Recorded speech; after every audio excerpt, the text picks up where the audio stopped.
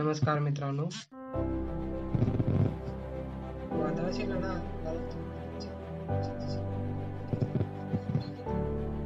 आणि उपस्थित सर्वांना माझा नमस्कार. आज मी तुम्हाला एक प्रश्न विचारतो. सूर्य उगवण्याच्या आधी सर्वात आधी अंधकार कधी असतो? पहाटेच्या अगदी आधी ना? याचाच अर्थ काय?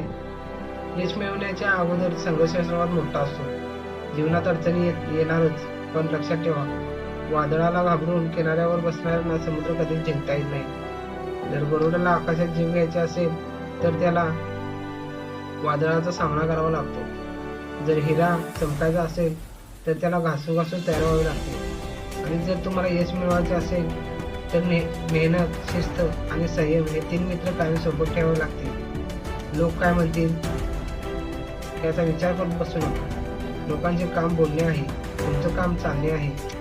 आज जर तुमच्याकडे काहीच नसेल तरी निराश होऊ नका, कारण इतिहास साक्षी आहे की रिकाम्या हाताने सुरुवात करणाऱ्यांना जगात आपला ठसा उमटवला आहे. आज पण एक निर्णय घ्या. मी हारणार नाही, मी थांबणार नाही, मी झुकणार नाही. जोपर्यंत माझं ध्येय पूर्ण होत नाही तोपर्यंत मी थांबणार नाही.